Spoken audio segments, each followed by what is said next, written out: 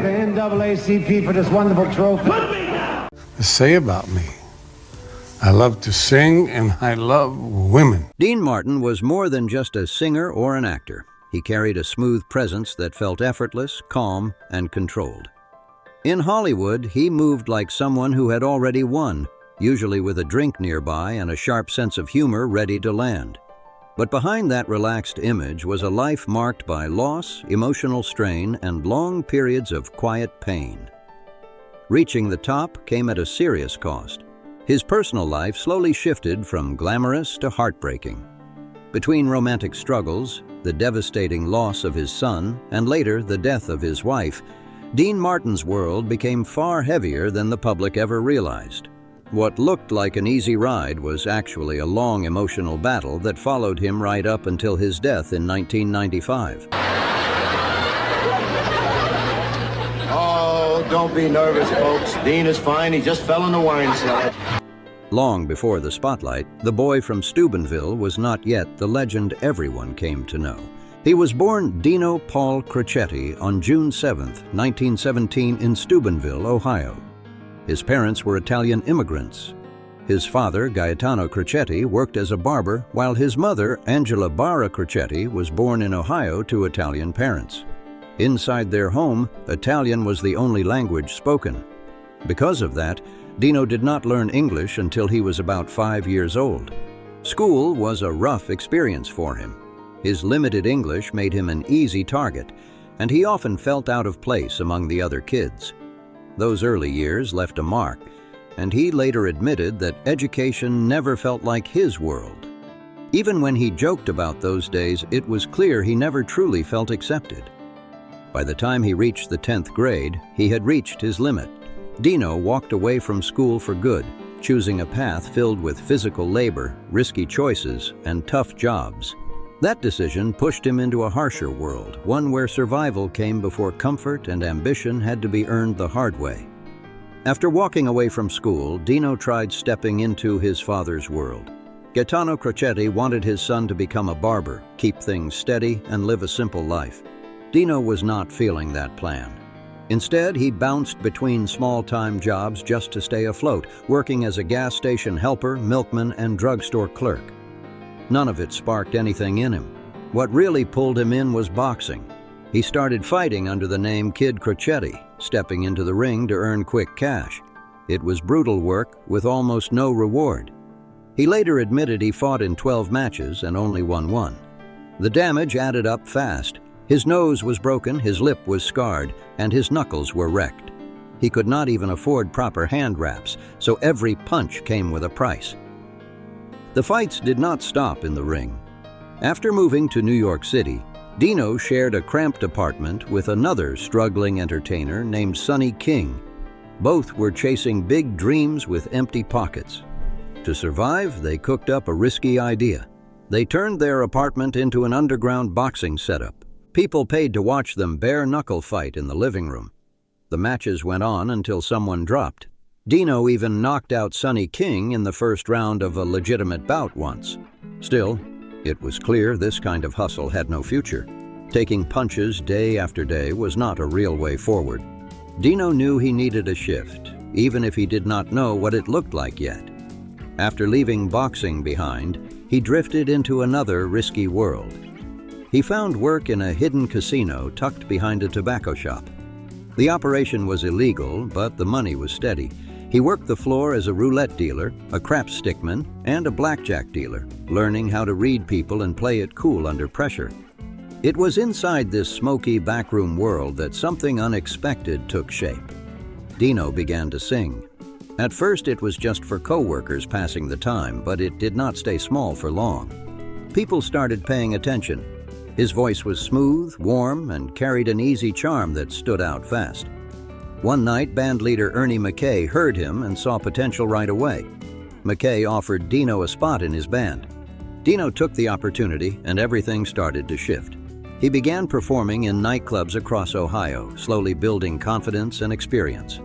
During this time, he started using the name Dino Martini, inspired by opera singer Nino Martini. In 1938, He caught another break when he joined the band led by Sammy Watkins, a respected name on the circuit.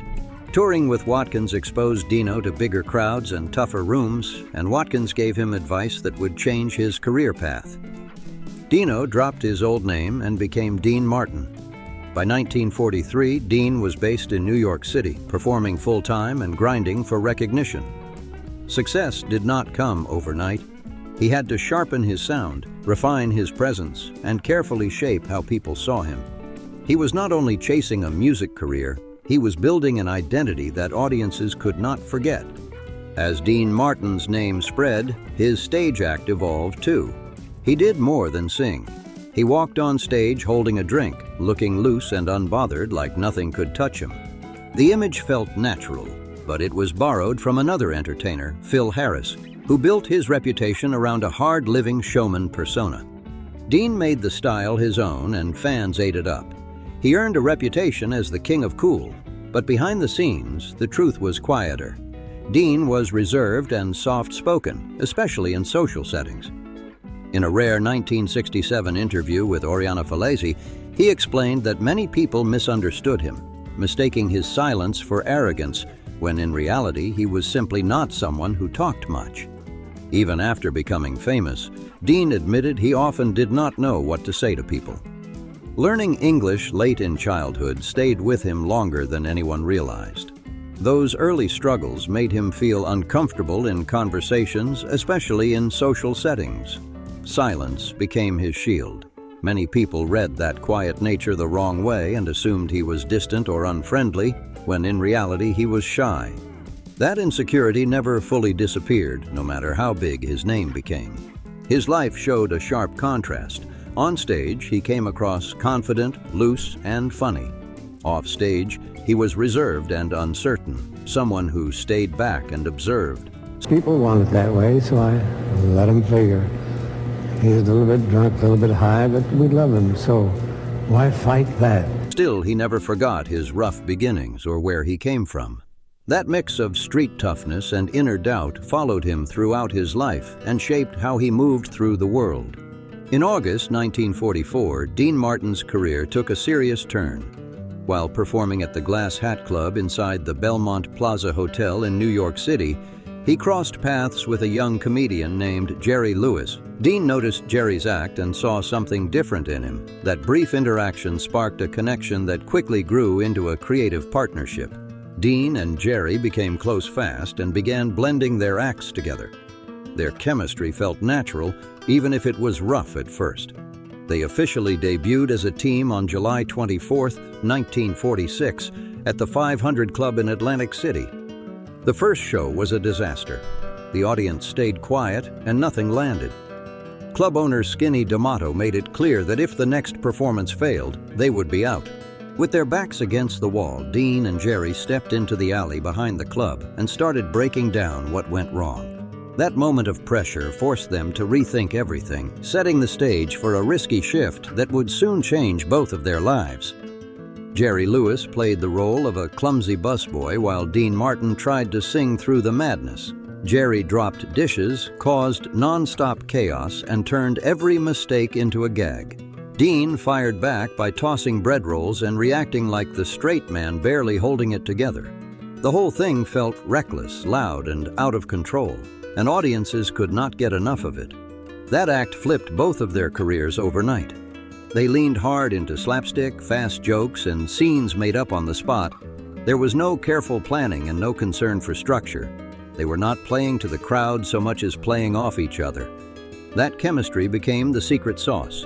Word spread fast, and bookings started stacking up all along the East Coast. One of their biggest early breaks came at the Copacabana in New York City, where they officially broke through as a must-see act. In 1948, their popularity jumped even higher when they made their television debut on the first episode of The Ed Sullivan Show, which was still called Toast of the Town at the time. Sharing the stage with respected names like Rogers and Hammerstein only added to their credibility and reach. They were no longer just a nightclub act, they were everywhere. To sharpen the act, they brought in young writers Norman Lear and Ed Simmons. The writing team helped them expand beyond live shows and move into radio and film without losing their edge. In 1949, Dean and Jerry signed a film deal with Paramount Pictures, starting with My Friend Irma, where they played supporting comic roles. The deal gave them more control than most performers ever saw. Their agent, Abby Greshler, negotiated terms that allowed them to produce one film a year through their own company, York Productions. They also kept control over their nightclub appearances, records, radio work, and television spots. That freedom translated into serious money, and before long, they were earning millions. In his book, Dean and Me, Jerry Lewis later wrote that Dean was one of the greatest comic talents he had ever known. Their bond ran deep. Jerry even served as best man when Dean remarried in 1949. On the surface, everything looked solid. But under the laughs, tension was building. As the years passed, critics started pointing out that their movies felt repetitive. Dean grew tired of playing the same smooth, straight man in every film. He wanted more range and more respect. Slowly, his energy shifted. He stopped pushing as hard during performances, and the imbalance became noticeable. By the time they were filming Three Ring Circus in 1954, cracks were impossible to ignore. A photo published on the cover of Look magazine captured more than a movie moment. It reflected a partnership that was no longer fully in sync, even though the public still believed the magic was intact. The magazine photo featured Jerry Lewis alongside actress Cherie North, and Dean Martin was nowhere to be seen. That moment hit hard. According to their publicity manager, Jack Keller, Dean walked onto the set holding the magazine and slammed it into Keller's face, furious over being erased. Jerry later remembered noticing a clear shift in Dean's mood around that time, like something inside him had finally snapped. Dean made his feelings clear when he said, "Anytime you want to call it quits, just let me know." The fun was gone, and he no longer felt like an equal part of the act. He later questioned why he should even bother showing up on time, saying, "There's not a damn thing for me to do." To him, the partnership had turned lopsided. During Three Ring Circus, Dean did not sing until more than half an hour into the film, and when he finally did, it was an old song performed to animals. What once felt electric now felt hollow. Even so, Dean stayed professional and finished out the contract. When the end came, it was quiet and clean. On July 25, 1956, exactly 10 years after they first teamed up, Dean Martin walked away from Jerry Lewis. There was no public meltdown, no dramatic farewell. He left with his dignity intact and his future wide open. After the split, Dean did not slow down. He leaned into his singing and acting career and quickly became a major presence in Las Vegas. That was where he fell in with a powerful circle of entertainers known as the Rat Pack. The group included Frank Sinatra, Sammy Davis Jr., Joey Bishop, and Peter Lawford. They were famous for their polished image, long nights, heavy drinking, and non-stop laughter. From the outside, Dean looked like the wildest one of them all. Even Sinatra once joked, "He's got a tan because he found a bar with a skylight." In reality, Dean was not much of a partier. While the others stayed out until sunrise, he was often the first to leave. He liked his own rhythm and stuck to it.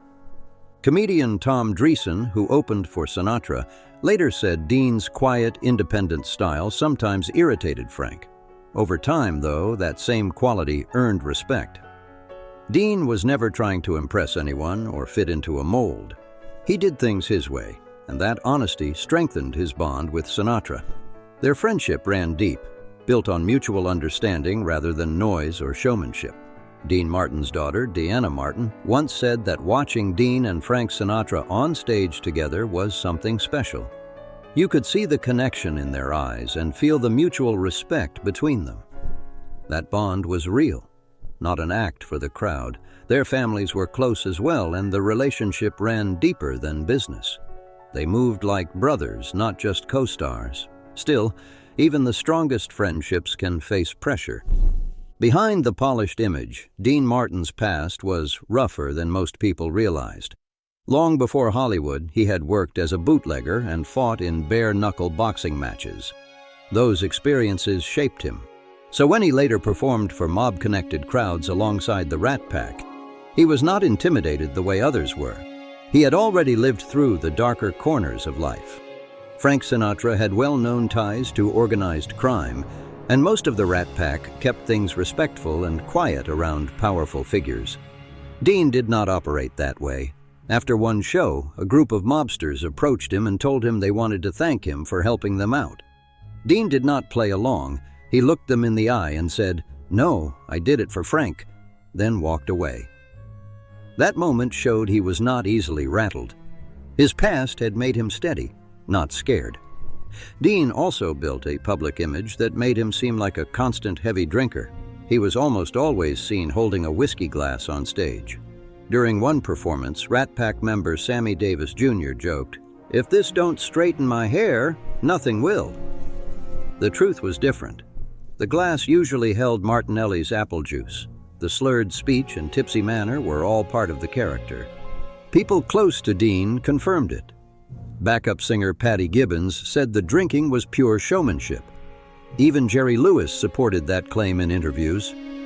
Dean himself once told the Saturday Evening Post that he drank only about 1/10 as much as he pretended to in public, proving that the legend was carefully crafted, not reckless reality. Dean Martin's appeal went beyond his voice. What really pulled people in was how effortless everything looked. When NBC offered him his own variety show in the mid-1960s, Dean agreed, but only if he could do it his way. He set firm rules from the start. He would work only on Sundays, skip rehearsals, and own the show after it aired once. Shockingly, NBC accepted every condition. Dean did not attend rehearsals at all. A stand-in ran through the full routine with dancers and guest performers instead. Sometimes, if there was no football game on television, Dean would casually watch rehearsals on a monitor from his dressing room. When the cameras went live, though, he stepped in completely ready.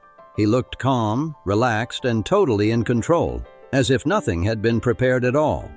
The Dean Martin Show aired from 1965 to 1974 and regularly pulled in around 40 million viewers. Audiences loved how natural he felt on screen. Dean once explained that the show worked because it was simply him being himself, nothing forced or fake. That authenticity became part of his legend. His cool factor reached far beyond television. Even Elvis Presley admired him. While Elvis had tense relationships with other singers like Frank Sinatra, he held deep respect for Dean. Dean was one of Elvis's early singing idols in the 1950s. At one concert, Elvis performed "Everybody Loves Somebody" with Dean sitting in the audience, a clear sign of that admiration. Dean was not much of a reader, but he loved comic books. In fact, the only full novel he ever read was Black Beauty. He once said that luck mattered more than intelligence, a line that fit his laid-back image perfectly. He continued reading comics well into adulthood. One of the rare moments when Dean felt genuinely starstruck came when he met Bob Kane, the creator of Batman. Dean even crossed into the comic book world himself. Alongside Jerry Lewis, he starred in a comic series titled The Adventures of Dean Martin and Jerry Lewis. The series ran for 40 issues between 1952 and 1957, blending their real-life fame with cartoon-style storytelling that mirrored their on-screen personas. Behind the calm image was a quiet star carrying a heavy heart. In 1987, Dean Martin was hit with devastating loss when his son, Dean Paul Martin, died in a plane crash. The tragedy shattered him. He withdrew from public life and pulled back from people he once held close, including Frank Sinatra. During a tour, Dean abruptly walked away, creating a distance that had never existed before. Comedian Tom Dreesen later said this was the moment when their friendship truly began to drift. Dean had lost a piece of himself, and for a long time the pain showed. Still, time softened the wound. Dean and Frank eventually found their way back to each other and refused to let the silence become permanent. After Dean's death, Sinatra paid tribute to him, saying, "Dean has been like the air I breathe, always there, always close by. He was my brother, not by blood, but by choice." Those words revealed how deep that bond truly ran. Despite decades of fame, hit records, and television success, Dean Martin never chased the spotlight. In 1965, he launched The Dean Martin Show, a variety series where he sang, joked, and carried himself with his usual laid-back ease. The show became a hit because nothing about him felt forced. Audiences believed what they saw. From 1974 to 1984, he hosted the Dean Martin Celebrity Roast, turning playful mockery into must-watch television. Actors, comedians, athletes, and politicians all took their turn in the hot seat, and fans loved every moment. Dean continued performing in nightclubs and recording music well into his later years. By the end of his career, Dean had appeared in 85 films and television projects. He sold more than 12 million records in the United States and over 50 million worldwide. His voice became woven into American culture through timeless songs like That's Amore and Sway, ensuring his legacy lived on long after the curtain fell. Songs like Everybody Loves Somebody and Ain't That a Kick in the Head are still played today, long after Dean Martin was gone. He gave people laughter, music, and unforgettable moments. But behind that smooth image, he carried more emotional weight than most fans ever realized. Much of it came from his personal life, starting with his first love and the family he built early on. Dean Martin married for the first time in 1941. His bride was Elizabeth Ann MacDonald, known as Betty. She was his first love and the woman who stood beside him before the fame fully arrived. In the early years of his career, Dean and Betty lived together in Cleveland Heights, Ohio, trying to build a stable life while his career slowly took shape. Not long after their wedding, they began raising a family. Their first child, Craig, was born in 1941. Claudia followed in 1944, then Gail in 1945, and Diana in 1948. 4 children came quickly, 1 son and 3 daughters. As Dean's career grew, the marriage struggled. After 8 years together, they chose to separate. In 1949, Dean was awarded custody of all 4 children, while Betty moved to the San Francisco area after the divorce. Betty stayed away from the spotlight and lived quietly. She passed away in 1989. Even though her marriage to Dean ended early, she was there during the years when he was still climbing. She helped raise the first half of the large family Dean would later be known for, and their children remained close to him long after the split. Dean's life shifted again almost immediately. Just 1 week after his divorce from Betty became final, he married for a second time. His new wife was Jean Beager, a model and former Orange Bowl queen. They were married on September 1st, 1949, at the home of a well-known Hollywood nightclub owner. Jerry Lewis served as Dean's best man. Dean and Jean had met the year before on New Year's Eve at a club in Miami. At the time, she did not even know who Dean or Jerry were. As Jean later told biographer Nick Tosches, "We locked eyes and I knew we just fell madly in love." Together, Dean Martin and Jean Beager built an even larger family. They had 3 children of their own. Dean Paul Martin Jr. was born in 1951, Richie Martin followed in 1953, and Gina Martin arrived in 1956.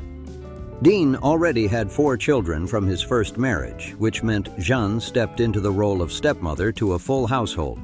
In total, they raised 7 children under one roof.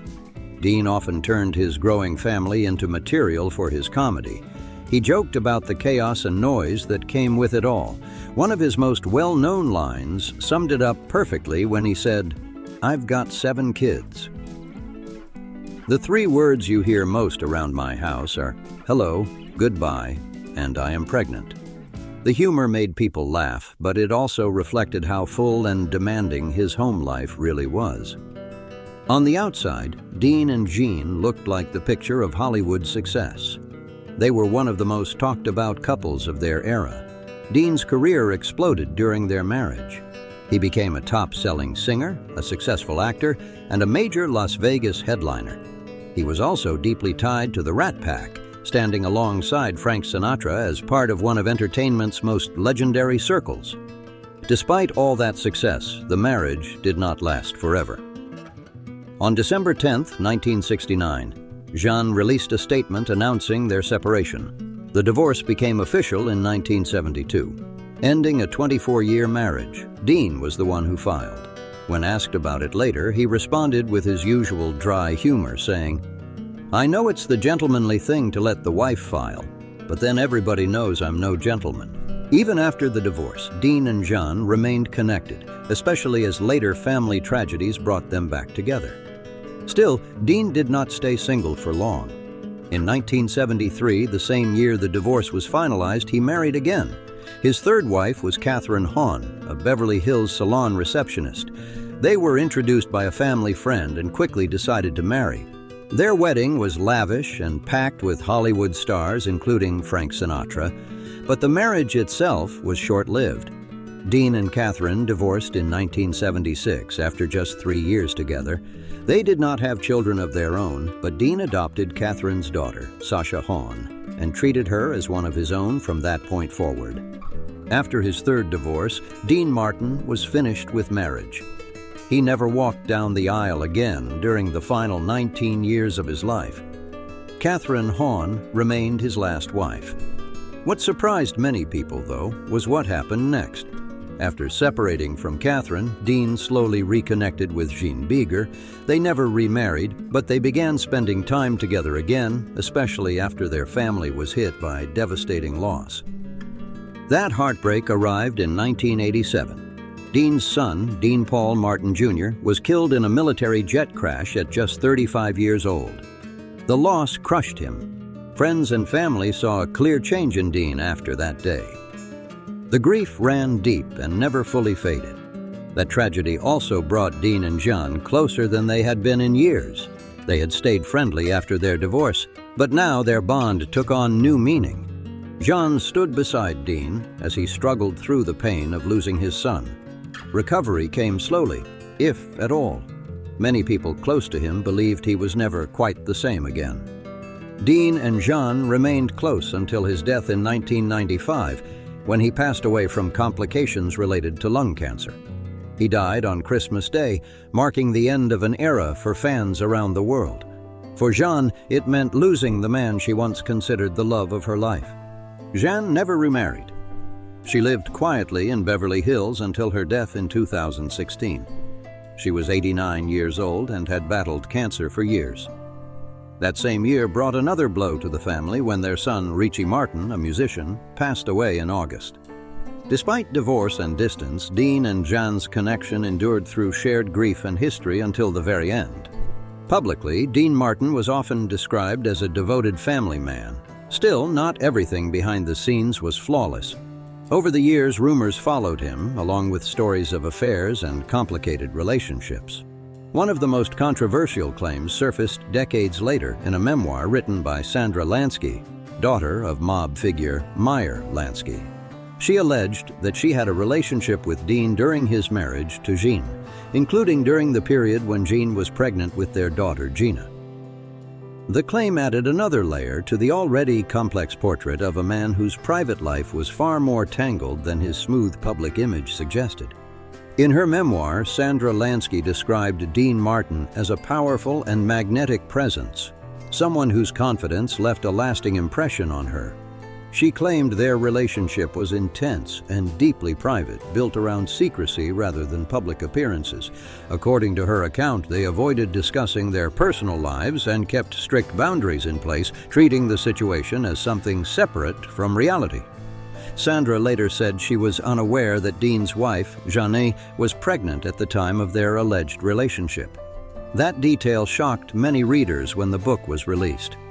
For decades, the public had accepted a carefully shaped image of Dean Martin as a smooth, charming entertainer who valued family and loyalty. That version of him felt solid and reassuring to fans. Lee Hale, the musical director of The Dean Martin Show, once explained that viewers believed Dean was a devoted husband and father, and that the jokes about drinking and women were simply part of the performance. To the audience, it was all a role. Nothing more than show business polish layered over a calm, stable life. Sandra's story challenged that belief and suggested a more complicated side of Dean. Not a villain, but a human being with flaws, private choices, and moments of poor judgment. Even with all his charm and humor, he carried secrets that never reached the stage lights. Those closest to him later said that life began weighing heavier on him after personal losses stacked up. After the death of his son, people around Dean noticed a clear shift. According to author William Keck, Dean was dealing with more than grief. He was emotionally worn down.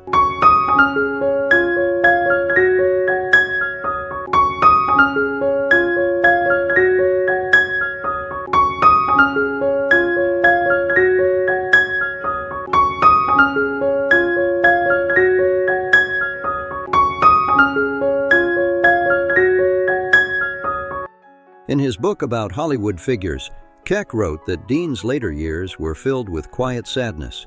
He still smiled, still cracked jokes, but something essential had dimmed. Keck later shared that Dean often talked about returning to the stage someday. The words sounded hopeful, but the energy was gone. Deep down, those close to him could tell his heart was no longer in it. The drive that once pushed him forward had faded, and the man who looked calm on the outside was slowly stepping away from the spotlight for good. Close friend and impressionist Rich Little once said that after Dean Martin lost his son, that was the moment everything changed. He believed a part of Dean died that day and never truly came back. Those words captured the shift people around him could clearly see. Dean had not only lost his son, he had lost a piece of himself. Jerry Lewis later echoed that feeling, saying that was when Dean really started to unravel. Jerry explained it simply. Dean let himself go. The carefree performance stopped being an act, and the pain became real. He did not talk openly about what he was going through, and he never asked for sympathy. Still, friends who had known him for decades noticed the difference. The man who once lit up every room now preferred silence. He stepped away from attention and slowly disappeared from public life. By 1993, Dean's health began to fail. Years of heavy smoking finally caught up with him. He was diagnosed with lung cancer at Cedars-Sinai Medical Center in Los Angeles. Doctors told him surgery could extend his life, but Dean chose not to go through with treatment. By early 1995, he had fully retired from public appearances. Dean spent his final months at home in Beverly Hills, far from cameras, crowds, and stages. Debonair Dean Martin died today at his home in Beverly Hills, California. Martin's comedy act with Jerry Lewis made him a household name. But it was Martin's post-Lewis career that made him a star. On Christmas Day in 1995, he died from acute respiratory failure brought on by emphysema. He was 78 years old. News of his death hit hard, especially in Las Vegas, the city he helped define. The lights along the Strip were dimmed in his honor. It was a quiet but powerful tribute to a man who had given the world decades of music, laughter, and unforgettable moments. Dean Martin was laid to rest at Westwood Village Memorial Park Cemetery in Los Angeles. His crypt bears a simple message taken from one of his most famous songs, "Everybody Loves Somebody Sometime." Author William Keck, who had spoken with Dean during his final years, attended the private funeral, marking the end of an era few entertainers ever matched. Many famous faces gathered to say goodbye, but one moment stood above all the rest. In the middle of the service, the room went dark and completely still. The noise faded and the attention narrowed to a single voice. Rosemary Clooney, a close friend of Dean Martin and the aunt of actor George Clooney, stepped forward and began to sing "Everybody Loves Somebody." According to William Keck, the moment felt unreal, especially in a room filled with stars who rarely showed that kind of vulnerability. It was not a flashy tribute or a grand performance. It was simple and deeply personal, one friend honoring another through the song that defined his legacy. In that quiet moment, Dean was no longer just a Hollywood icon or a Rat Pack legend. He was a father, a friend, and a man who never fully healed from losing his son. It leaves a lingering question. In his final years, did Dean Martin find peace, or was that heartbreak something he carried with him until the very end? Dean Martin's story was never just about fame, smooth vocals, or the image of a man holding a glass under soft lights. It was the story of someone who climbed from hardship to legend, carried joy to millions, and still lived with quiet pain behind the scenes. He made the world laugh, made heartbreak sound beautiful, and made everything look easy even when it was not. In the end, Dean was not chasing applause or approval. He was a father who loved deeply, a friend who stayed loyal, and a man shaped by loss in ways the spotlight could never show. The legend lived on stage, but the truth lived off it. That contrast is what made him real and why his story still hits decades later. If stories like this matter to you, the kind that go beyond the headlines and dig into the lives behind the icons, then you already know where you belong. Subscribe to Retro Cinephile, where classic Hollywood gets stripped of the polish and told the way it really was. More legends, more untold stories, and more moments that remind us why these lives still matter today. If you want the truth Hollywood never wanted out there, the drama, the secrets, the cracks in the spotlight, you're in the right place. Smash like, hit subscribe, drop your thoughts below, and share this with someone who loves classic cinema. Retro Cinephile, where the past talks loud